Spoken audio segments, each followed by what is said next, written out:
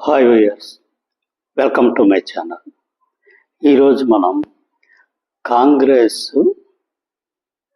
బీజేపీని సమర్థవంతంగా ఎందుకు ఎదుర్కోలేకపోతుంది? దాదాపు స్వతంత్రం వచ్చిన దగ్గర నుంచి ఎంతో గొప్ప చరిత్ర ఉన్న ఈ కాంగ్రెస్ పార్టీ ఈరోజు బీజేపీ ముందు ఎందుకు తల వంచవలసిన పరిస్థితి వస్తుంది? దీని గురించి మనం కొంత డీటెయిల్గా డిస్కస్ చేద్దాం. ఈరోజు గత 10 సంవత్సరాలుగా అంటే 2014 ఎలక్షన్ 2019 ఎలక్షన్లో బీజేపీ ప్రభుత్వం పూర్తిగా పైచేయి సాధించింది. కానీ 2024 సంవత్సరం వచ్చేటప్పటికి కొంతవరకు ఇండియా కూటమి దగ్గర వరకు వచ్చింది, కానీ విజయాన్ని చేరుకోలేకపోయింది. దీనికి కారణం పూర్తిగా స్వయంకృతాపరాధమే.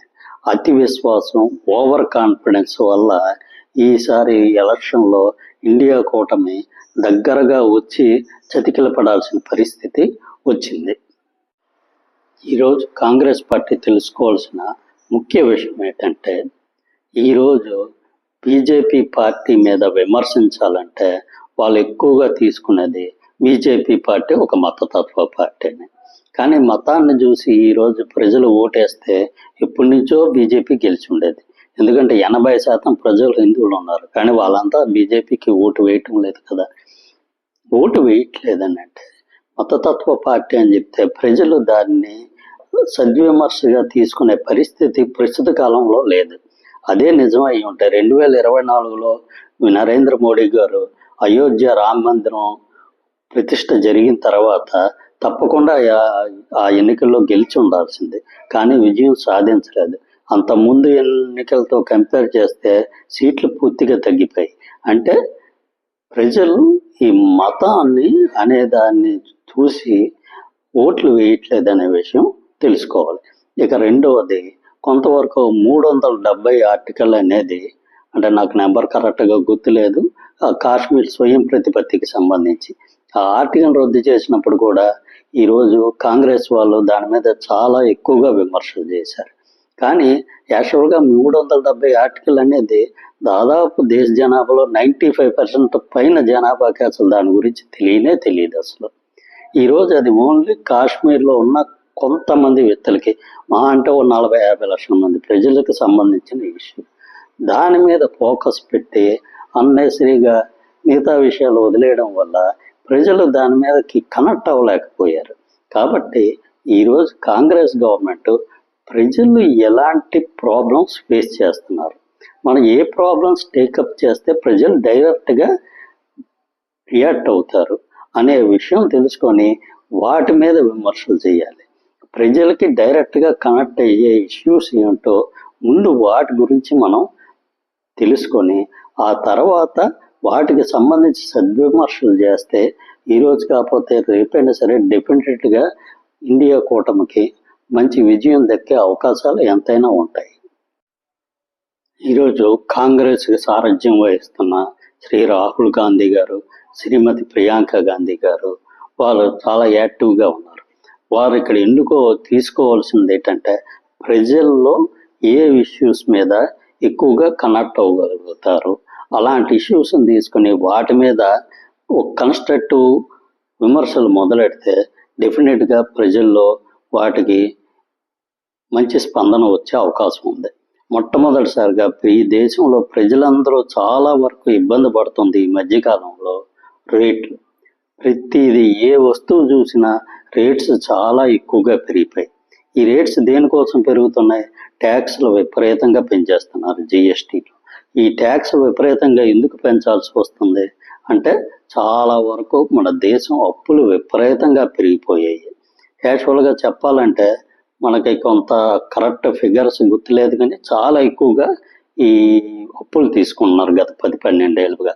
2014లో మనకున్న కొన్ని సోర్సెస్ ప్రకారం దాదాపు 55 లక్షల కోట్లు 57 లక్షల కోట్లు అప్పు ఉండేది. అదే ఈరోజు 150 లక్షల కోట్లు దాటిపోయింది అప్పు.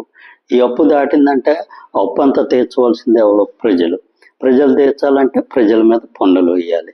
దానికి వడ్డీలు, కిస్తీలు ఇవన్నీ కట్టాలంటే పన్నులు పెంచితే ఆటోమేటిక్గా వస్తువుల రేట్లు విపరీతంగా పెరుగుతాయి. ఈరోజు సామాన్యుడు ఈ రేట్ల వల్ల బతికే పరిస్థితి లేదు. ఇంత రేట్లు పెరుగుతున్నప్పుడు దాన్ని ఒక ఇష్యూగా తీసుకొని దాన్ని బలంగా ప్రజల్లోకి తీసుకెళ్ళగలగాలి. ఎందుకు రేట్లు పెరుగుతున్నాయి, ఆ విషయం గురించి బలంగా ప్రజల్లోకి తీసుకెళ్ళగలగాలి. ఇంకొక విషయం ఏంటంటే, ఇంతకుముందు అప్పులు చేయలేదా కాంగ్రెస్ గవర్నమెంట్ అంటే డెఫినెట్గా అప్పులు చేసింది కాంగ్రెస్ గవర్నమెంట్ కూడా విపరీతంగా.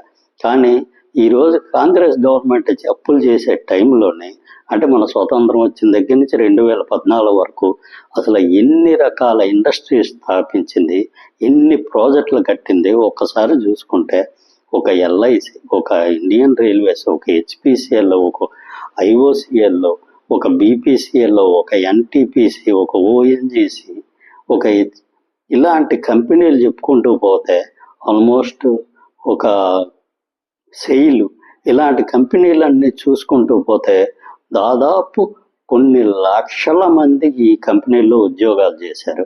కొన్ని లక్షల కోట్ల రూపాయల సంపద ఈరోజు సృష్టించబడింది. ఈరోజు ఇన్ని రకాల కంపెనీలు ఎంత రెవెన్యూ వస్తుంది కాబట్టే మనం ఈరోజు మన దేశంలో కొంతవరకు కూడా ఈ మాత్రమైనా సరే మనుగడ సాగించగలుగుతున్నాం.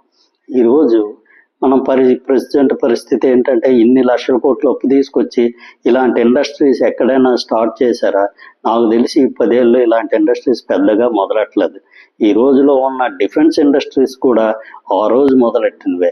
ఈ బీడీఎల్ అని, డిఆర్డిఓ అని, ఆర్డినెన్స్ ఫ్యాక్టరీలని, ఇవన్నీ కాంగ్రెస్ గవర్నమెంట్లో వచ్చినవే. ఈ మధ్య కాలంలో వచ్చిన ఫ్యాక్టరీలు పెద్దగా చెప్పుకోదగ్గ ఫ్యాక్టరీలు ఏమున్నాయి? దాదాపు 100 లక్షల కోట్లు అప్పు చేశారంటున్నారు ఈ 10 సంవత్సరాల్లో. ఒకవైపు రోడ్లు వేశారు, ఓకే, హైవేలు చాలా వరకు కడుతున్నారు. కానీ ఆ హైవేలు కూడా బీఓటీ పద్ధతిలో కడుతున్నారు. అంటే ప్రతి హైవే మీద విపరీతంగా టోల్ ట్యాక్స్ వసూలు చేస్తున్నారు. ఒకవైపు వేసే రోడ్లకేమో టోల్ ట్యాక్స్ వసూలు చేస్తారు, ఒకవైపు ఏమో అప్పులు చేస్తూనే ఉన్నారు.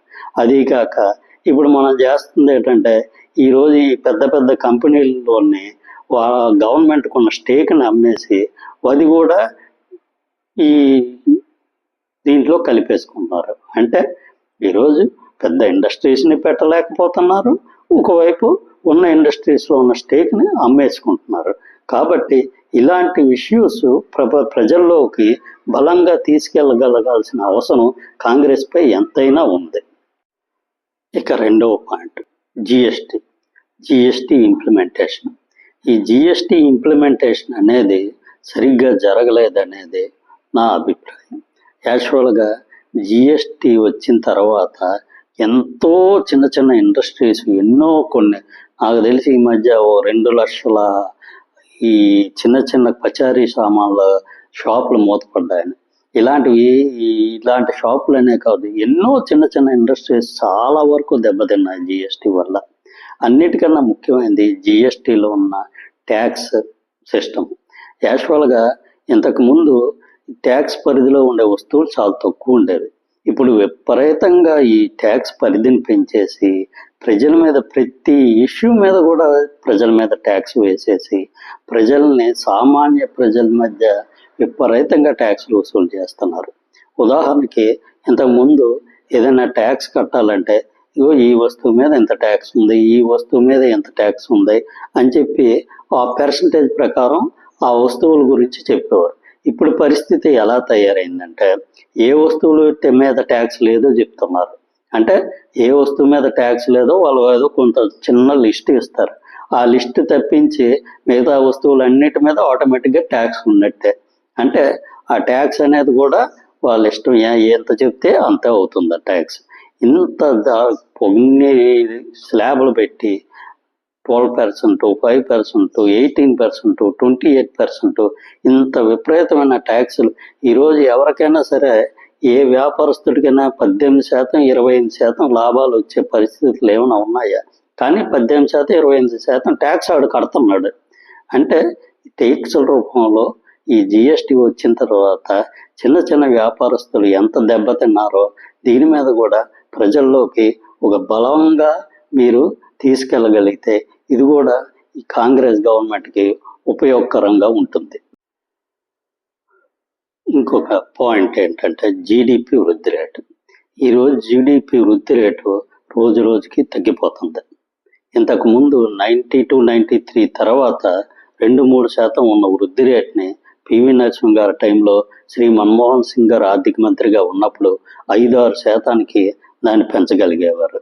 అదేవిధంగా 2004-2009లో యూపీఏ గవర్నమెంట్ ఉండేటప్పుడు ఒక స్టేజ్లో 9-9.5% వరకు వృద్ధి రేటు వెళ్ళిన సందర్భాలు కూడా ఉన్నాయి. కాబట్టి ఈరోజు ఆ వృద్ధి రేటు 5-5.4% ఈ సంవత్సరం పడిపోయింది. అంటే వృద్ధి రేటు ఎందుకు తగ్గుతుంది? ఈ విషయం గురించి కూడా కొంతవరకు ఆలోచించవలసిన అవసరం ఎంతైనా ఉంది. ఇంకొక ముఖ్యమైన పాయింట్ జీడిపి వృద్ధి రేటు. ఈరోజు జీడిపి వృద్ధి రేటు ప్రపంచంలో అత్యధికంగా మన దేశంలో ఉన్నదని చెప్పి చాలా వరకు ఈ పేపర్స్లోనే అన్నిట్లోనే న్యూస్లు వస్తున్నాయి. నిజంగా ఇది అంత అభినందించదగిన విషయమా అంటే ఖచ్చితంగా కాదు. ఎందుకంటే మన దేశ జనాభాకి మన దగ్గర ఉన్న నిరుద్యోగ సమస్యకి 5-6% వృద్ధి రేట్ అనేది అంత శుభసూచకం అయితే కాదు. కనీసం దాదాపు 10% వృద్ధి రేటుతో వెళ్తేనే మన నిరుద్యోగ సమస్యకి కొంతవరకు ఒక సొల్యూషన్ దొరుకుతుంది. ఈరోజు మన వృద్ధి రేటు బాగానే ఉందని అనుకుంటున్నాం. ప్రపంచంలో మిగతా వాటి వృద్ధి రేటు లేదంటే దానికి ఒక కారణం ఉంది. అవి ఆల్రెడీ పూర్తిగా డెవలప్ అయిన కంట్రీస్. వాటికి ఆల్రెడీ ఒక స్టాగ్నేషన్ పాయింట్కి వచ్చాయి. ఇంకా వాళ్ళ 5-6% వృద్ధి రేటు అనేది సాధించలేరు. ఆల్రెడీ వాళ్ళు టాప్ పొజిషన్లో ఉన్నారు. మనం కింద ఎక్కడో ఉన్నాం. అటువంటప్పుడు మన యాక్చువల్గా పెర్ క్యాపిటా ఇన్కమ్ ప్రకారం చూసుకుంటే మనం ఎక్కడో 140-145 స్థానాల్లో ఉన్నాం. అటువంటిప్పుడు మనం వృద్ధి రేటు ఎలాగ పరుగులు పెట్టాలి? ఈ విషయంలో గవర్నమెంట్ ఎంతసేపు మన వృద్ధి రేటు ప్రపంచంలోనే ఎక్కువగా ఉంది, మనం 3వ స్థానానికి చేరుకుంటున్నాం అని చాలా గొప్పగా చెప్పుకుంటాం. జీడిపిలో 3వ స్థానం చేరుకున్నాం అంటే మనకి 2వ స్థానానికి మధ్య అంతరం ఎంత ఉందో ఒకసారి ఏమైనా సరే ఎప్పుడైనా ఆలోచించిందా? ఈరోజు 1980లో మనము చైనా ఒకే స్టేజ్ నుంచి మొదలుపెట్టాం. ఈరోజు మన వృద్ధి రేట్ కంటే కంపేర్ చేస్తే వాళ్ళ జీడిపికి మన జీడిపికి మనకన్నా చైనా 5 రెట్లు ఎక్కువ జీడిపితో ఉంది. అటువంటప్పుడు మనం ఈ 5-6% వృద్ధి రేటుతో వెళ్తే ప్రయోజనం ఏముంది? మన వృద్ధి రేటు గురించి 3వ ప్లేస్లోకి వచ్చామని చెప్పుకుంటాం తప్ప మన పెర్ క్యాపిటా ఇన్కమ్ ఎంత ఉందనే దాని విషయం గురించి మాత్రం మాట్లాడదాం. ఈ విషయంలో కూడా కాంగ్రెస్ గవర్నమెంట్ కొంచెం పూర్తిగా దృష్టి పెట్టి ప్రజల్లోకి తీసుకువెళ్ళగలిగితే ఇది కూడా గవర్నమెంట్కి ఎంతో ఉపయోగకరంగా కాంగ్రెస్ గవర్నమెంట్కి ఉంటుందని నా అభిప్రాయం. ఈరోజు కొన్ని సర్వేల ప్రకారం చెబుతుంది ఏంటంటే మన దేశంలో చాలా వరకు కే టైప్ గ్రోత్ రేట్ పెరుగుతుంది. అంటే కే టైప్ అంటే పెరిగేవాడు ఎక్కువ ఆస్తులు ఉన్నవాడు ఇంకా పెరుగుతున్నాడు, తక్కువ ఆస్తులు ఉన్నవాడు ఇంకా కిందకి జారిపోతున్నాడు. దీనికి ఈ మధ్య నాకు గుర్తున్నంత వరకు ఫిక్కీ వాళ్ళు చేసిన సర్వే ప్రకారం గత 4 సంవత్సరాల్లో ఈరోజు స్టాక్ మార్కెట్లో లిస్ట్ అయిన కంపెనీల లాభం దాదాపు 400% పెరిగింది. కానీ అదే టైంలో ఆ కంపెనీలో వర్క్ చేస్తున్న ఉద్యోగుల శాలరీలు కేవలం 1% నుంచి 5.4% వరకు, మ్యాక్సిమం 5.5% వరకు మాత్రమే పెరిగాయి. వాళ్ళది 400% పెరిగి వీళ్ళకి పోనీ 6% కింద తీసుకున్న అందరిదీని 6% పెరగడం అనేది ఎంతవరకు సబబుగా ఉంది? అంటే దీని ప్రకారం అంతరాలు విపరీతంగా పెరిగిపోతున్నాయి. అంటే దాదాపు టాప్ లెవెల్లో ఉన్న ఒక 15-20% మంది మాత్రమే పూర్తిగా అభివృద్ధి చెందుతున్నారు. కింద ఉన్న దాదాపు 70-80% మంది ప్రజలకి పెద్దగా పెరుగుదల కనిపించట్లేదు. ఈ మధ్య జరిగిన పేపర్లో చదివింది చెప్తున్నాను, నాకు పూర్తిగా దీని మీద ఐడియా లేదు. ఈరోజు అదానీ కంపెనీ దాదాపు 2010 నుంచి ఈ 15 ఏళ్ళలో 2000 రెట్లు పెరిగింది ఆ కంపెనీ వాల్యూ. అది ఎలా పెరిగిందంటే దాని మీద కార్పొరేట్ల మీద విపరీతంగా ట్యాక్సులు తగ్గిస్తున్నారు. అదే సామాన్య ప్రజల మీద విపరీతంగా ట్యాక్సులు పెరిగిపోతున్నాయి. ఈరోజు ఈ జరిగిన ఒక సర్వే ప్రకారం పర్చేజింగ్ పవర్ తగ్గిపోతుంది. అంటే వస్తువులు కొనే స్తోమత ప్రజల్లో పూర్తిగా తగ్గిపోతుంది, సేవింగ్స్ తగ్గిపోతున్నాయి, నిరుద్యోగం పెరిగిపోతుంది. ఇటువంటి వాటి మీద కాంగ్రెస్ గవర్నమెంట్ పూర్తిగా దృష్టి పెట్టి ఇలాంటి విషయాలు ప్రజల్లోకి తీసుకెళ్ళగలిగితే ప్రజల్లో కూడా కాంగ్రెస్ పట్ల ఒక విధమైన పాజిటివ్నెస్ పెరుగుతుంది అనేది నా ఉద్దేశం. ఇంకా ఈ వీడియోలో ఒక లాస్ట్ పాయింట్ చెప్పదలుచుకున్నాం. అదేంటంటే మన విదేశాంగ విధానం. ఈరోజు మన విదేశాంగ విధానంలో చూసుకుంటే మన చుట్టుపక్కల ఉన్న అన్ని దేశాలతోనే మన శత్రుత్వం పెరిగిపోతుంది. ఈరోజు ఎక్కడో ఉన్న దేశాలతో మనకున్న మిత్రత్వం ఉంటే ఉండొచ్చు, కానీ మన చుట్టుపక్కల ఉన్న అన్ని దేశాలతోనే మనం శత్రుత్వం పెంచుకోవడం అనేది అంత సమంజసమైన విషయం కాదు. మనకు ఆల్రెడీ చైనాతోని పాకిస్తాన్తోని ఈరోజు శత్రుత్వం ఉంది. కొన్ని ప్రాబ్లమ్స్ మనం ఫేస్ చేస్తున్నాం. వాటికి తోడుగా ఈరోజు నేపాల్, బంగ్లాదేశ్ ఇలాంటి వాటితో కూడా మనం శత్రుత్వం పెంచుకున్నాం. ఈ మాల్దీవులు ఇలా మన చుట్టుపక్కల ఉన్న అన్ని దేశాలతోనే మన ప్రాబ్లమ్స్, మన సంబంధాలు అనేవి ప్రాబ్లమేటిక్గా వెళ్తే అది మన దేశానికి అంత ఉపయోగకరం కాదనేది నా ఉద్దేశం.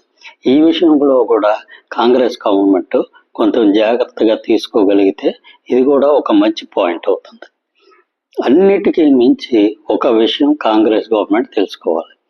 2024లో ఆంధ్రప్రదేశ్లో ఆ మోడల్ని కాంగ్రెస్ గవర్నమెంట్ దృష్టిలో పెట్టుకుంటే ముందు అది కాంగ్రెస్ గవర్నమెంట్కి కూడా ఇండియా కూటమికి ఎంతో ఉపయోగకరంగా ఉంటుంది. ఇండియా కూటమి 2024లో ఆంధ్రప్రదేశ్లో కూటమి ఎలా గెలిచింది, ఎలా విజయం సాధించింది అనేది ఒకసారి దృష్టి పెడితే ఆ రోజు తెలుగు ప్రజలు ఒకటే దృష్టి, ఈ 3 పార్టీలు బీజేపీ, జనసేన, తెలుగుదేశం ఈ 3 పార్టీలు కూటమిగా నిలబడి ఒకటే టార్గెట్, ఎలాగైనా సరే వైఎస్ఆర్సీపీని ఓడించాలి. దానికి ఏం చేయాలి? కొంతమంది తగ్గారు, కొంతమంది అవసరానికి మించి ఎక్కువ సీట్లు తీసుకున్నారు, కొంతమంది అవసరానికి వాళ్ళకున్న బలాన్ని కన్నా తక్కువ సీట్లు తీసుకున్నారు. ఏవైనా సరే వైఎస్ఆర్సీపీని ఓడించాలి. ఒకటే టార్గెట్ పెట్టుకొని వాళ్ళ ఎలక్షన్కి వెళ్ళారు, విజయం సాధించారు.